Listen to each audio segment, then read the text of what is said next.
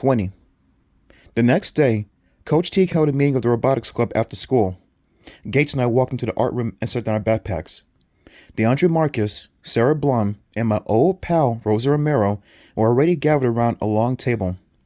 I took a seat on the bench across from Rosa.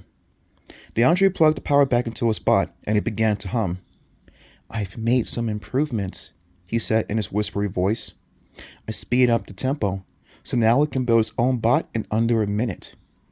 "Wow, impressive," Rosa said. For some reason, she had her eyes on me, not DeAndre or his bot. "Your bot is going to kill at the tournament." Coach Teague stepped into the room, pulling a maroon sweatshirt off. "So hot today," he muttered.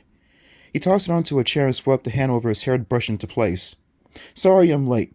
Budget talks," he said, making his way to the table. "How is everyone today? Feeling stressed about the tournament? It's only a few days away, as I'm sure you all know." We all murmured answers. "Well, we have two awesome bots to go up against Watson," he continued. "Of course, they have a much bigger robotics team than we do, but I think we have something to show them." Gates and I exchanged glances. I wonder if he felt as awkward as I did. I mean, we were the only ones without a project. Teague turned to us, as if he read my mind. "I know there's only a week left," he said, "but did you two come up with any ideas?" Gates shook his head. He kept his gaze down, staring at the table. "Not really. It's been a little weird at my house," I said. "I haven't been able to think of a new bot." Suddenly, I was desperate to tell Teague the whole story. Tell him about what Gates and I saw in my basement. My dad with his neck open and wires poking out. What would Teague think? That I was dreaming? That I was crazy? That I was just making it up to get attention since I didn't have a bot to show off? I kept my mouth shut. Teague patted me on the shoulder. "Well, of course, you and Gates will be at the tournament as part of our team. Maybe you'll give some good ideas for next year's projects." "Yeah, maybe," I replied. Gates just shook his head sadly. "I have lots of good ideas," Rosa chimed in. "Maybe I could share some of my ideas with Gates and Livy since they don't have any." Coach Teague smiled. "Yes," he said. "That's what robotics is all about. Cooperation." I wondered, if Gates and I strangled Rosa, would that be called cooperation? But I smiled and didn't say anything. So we ran the two bots through their paces. Teague had a few suggestions for the Lego building bot built by Sarah and Rosa. Nothing major. DeAndre's bot ran perfectly. It builds its own little bot in under a minute. Coach Teague congratulated everyone again and said we were ready to kick butt against Swanson. Then Rosa and DeAndre carefully packed up their bots and left the school. Heavy clouds hung low in the sky, and the air had grown chilly and damp. The gray weather matched my mood perfectly as I started to walk home. I had crossed Palm Place and was halfway down the next block when I heard running footsteps behind me. I turned to see Rosa waving to me, calling for me to wait up. Her perfect, long, wavy hair flew behind her as she ran. Her blue eyes were wide, her cheeks pink from running. "Hi," she said breathlessly, coming up beside me. "Hi," I said. I couldn't keep the surprise from my voice. Rosa had never wanted to walk with me before. "I just wanted to say I'm sorry," she said, brushing her hair off one shoulder off her silky blue jacket. I squinted at her. "Sorry?" She nodded. "Sorry about what happened to your robot." Was she serious? I saw the big grin on her face when Coach Teague said that Francine couldn't compete in the tournament. "You didn't look sorry," I blurted out. Her cheeks turned a little pinker. "I thought about it. A lot," she said. "You and Gates worked hard on that thing. I know you did." "Okay," I said. "Apology accepted." I stopped at the corner of Maple Avenue. "I was serious about wanting to help you," Rosa said. "Really?" She nodded. Her perfectly round blue eyes flashed. She reached to her backpack. "I thought maybe you and Gates could use this." She pulled out a paperback book with a bright yellow cover and shoved it into my hand. "This might help," she said. I turned the book over and read the title. Robotics for Dummies. I held the book up to her. "Seriously?" "It looks like a joke," Rosa said, "but there are some really good project ideas in there." She knew it was a joke. A cruel joke. On me. But somehow she kept a straight face and a sincere expression like she really wanted to help.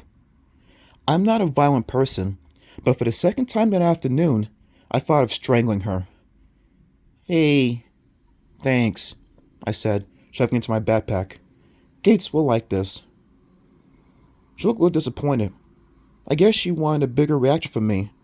Maybe I was supposed to get angry, or cry, or rip the book to pieces. See you tomorrow, she said. She turned quickly and hurried away. What a weird person she is, I thought. I never did anything to her. It's like she was programmed to be mean. Dinner at our house was quiet that night. Mom and Dad seemed to have a lot on their minds. They didn't talk much at all. They usually battered me with questions about my school day, but there were no questions at all. Just pass the string beans and, can I have a little bit more macaroni, please? We had a robotics meeting after school, I said, just to break the awkward silence. The club has 2 good boxes of Canadian sauce next week. Mom flashed me a pitying look. Sorry about your bot, Livy. I know you worked hard. Yeah, I muttered. It's a shame, okay? Then to my parents about Rosa. She gave me a book called Robotics for Dummies. Mom laughed. Dad didn't. Was that supposed to be a joke? Dad asked. Yeah. I can see that book, Dad said. See, you wrote it. It may be someone I know.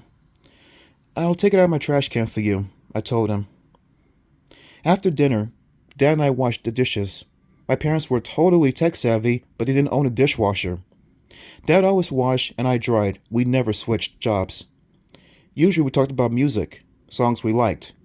We'd even sing a little to each other. Dad likes 80s hair bands and old heavy metal stuff.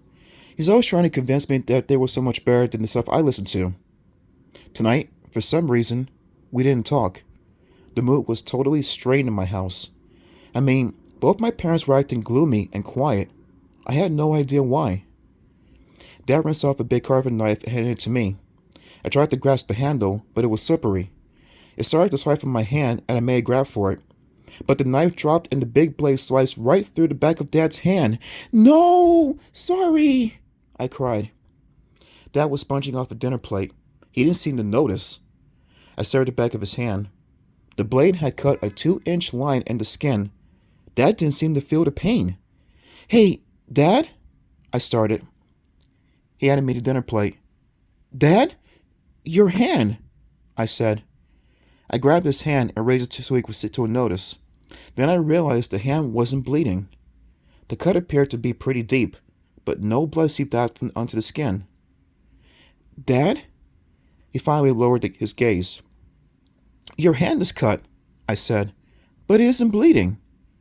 He nodded. He raised the cut hand to examine it better. Didn't you feel it? Not really, he said. Dad, that's totally weird, I exclaimed. Yeah, weird, he murmured.